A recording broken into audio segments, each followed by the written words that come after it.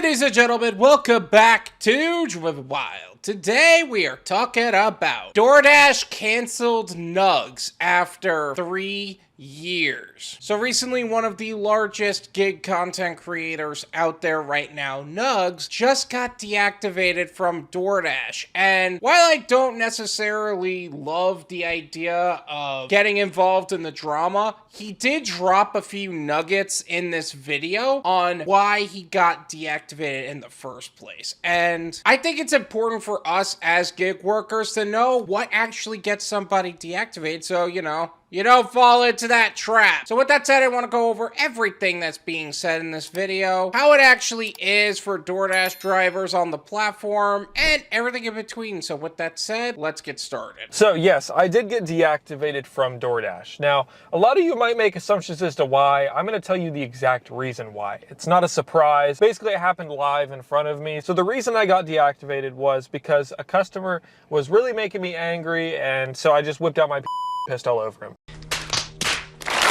Okay, that's not what happened, but that probably would get you deactivated. So yeah, don't do that. That was funny though. So what actually happened is I delivered an order on Earn by Time, and I'll just tell you kind of the strategy that sometimes I use when I'm doing Earn by Time. It's not right, but it's what I do. So what I do on Earn by Time is sometimes I'll take an order, and if it's going, let's say 10 miles, and there's no restaurants anywhere near the customer at all, the drop-off point is just basically in the middle of butt nowhere. I'll text the customer first, make sure they get their food, either hand it to them or leave it at the door and text them like, hey, your order's been delivered, and then I'll drive all the way back to my zone. So a lot of times if I'm taking an order that's 20 minutes out, I'll get paid for that extra 20 minutes on Earn by Time. So he was actually gaming the system with Earn by Time. Instead of marking the order as delivered upon arrival and just marking the order, he would continue to keep it on the way back and had that additional time to the order itself. That's not a safe strategy to work with. You gotta be careful with that stuff. That's basically what I normally do. I've done this forever. I've done this since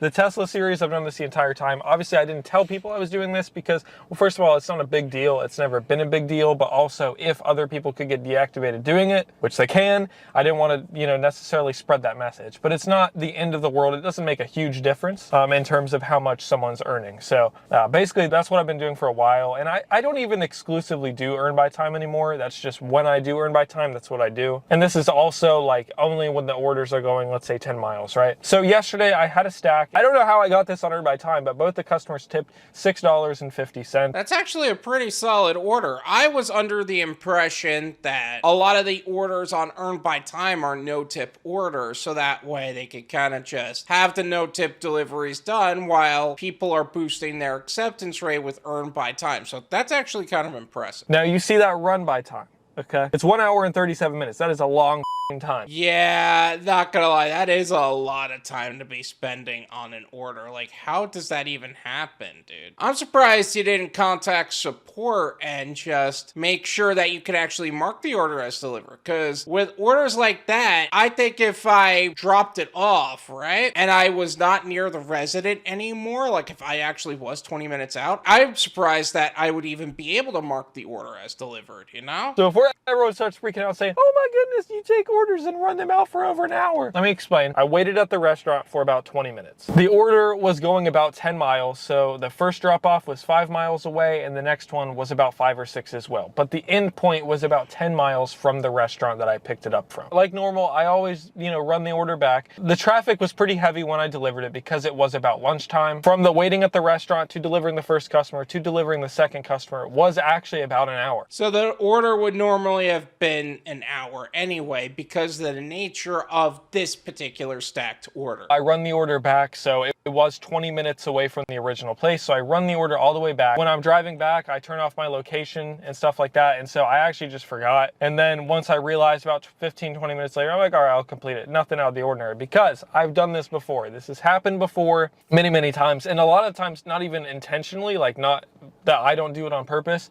I've had in the Tesla series, you guys remember multiple times that my DoorDash app would actually glitch out to where I couldn't open it. It would sign me out over and over and over. And so I've had orders that I ran out for over 2 hours because I talked with support and they could not get me to complete the order. And they're like, it's fine. Like they told me, they're like, it's fine. If you run it out too long, like it's not that big of a deal. So I never thought anything of it. Again, that means you're in communication with support. Support knows what's up. Are they always useful? No, but in this case, you're in communication. You have that sort of protection there. Yeah, this time it was different because the order paid so well. Normally when you do that, you don't get any tips, like when you do earn by time, right? But this time, I don't know this for sure, so this is all my theory, but I think the reason that this time I got deactivated was because both the orders tipped really well. Like, both orders tipped $6.50. So the only thing I can think is that it triggered some sort of red flag in their system because the order was almost $40. Had they not tipped, maybe it wouldn't have, because like I said, I've ran orders out over 2 hours. I've never seen anything, but I completed the order and I got this pop up right here. There it is. Your orders are under review. I actually want to do a video talking about this stuff, especially with earn by time. I got to update my earn by time video because now we know that people can be deactivated, and this is how some people are gaming the system. It's not a good idea. People have been deactivated for this specifically. Specifically, the one with 60,000 subscribers. And as soon as I saw that,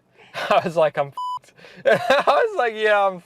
So yeah, about 5 minutes later after I got that pop-up, Rakesh manually entered in, looked at it and said, yes, he's abusing the platform. And so I got deactivated for fraud. So there you go. That's a way you could get deactivated. Be careful with that stuff. I deserve it. I really don't know. I mean, I guess technically I did break the TOS, but I broke the TOS many times before. I think everyone does a little bit here and there. So that's basically a story. I'm not going to drag it out. I had to tell the specific reason why, because people would go and be like, well, it's because of the glitch, or YouTubers are being targeted. No, if I wouldn't have done that, then I probably would still be dashing today. Yeah, I can't say this is because of a glitch or anything like that. I can't say that this is something he deserved or not. And maybe it does have something to do with his sizable YouTube channel, but I also feel like if that was gonna happen, that would have happened years ago. So I don't think that's a viable enough reason here. So I think, unfortunately, on paper, he did actually break TOS. He did game the system, and that is abusing the platform. So technically he did. I actually did just get an email, like literally just now, 10:12 a.m. It's 10:19. I did appeal the decision, and I basically explained what happened. I ran it out, and I accidentally ran it out longer than I was supposed to. I worded it a little nicer,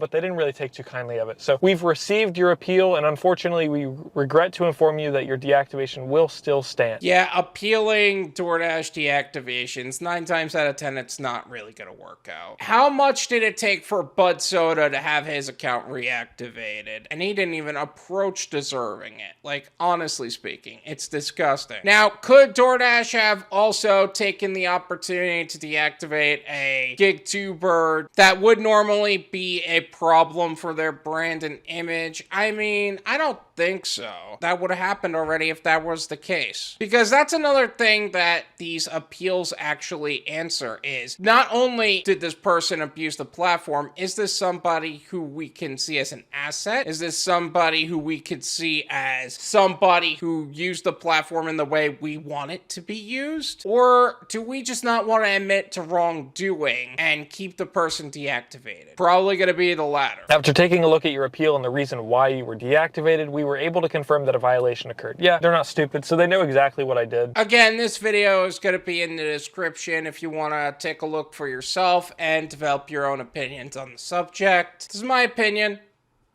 It's worth what you pay for it. None of you pay me.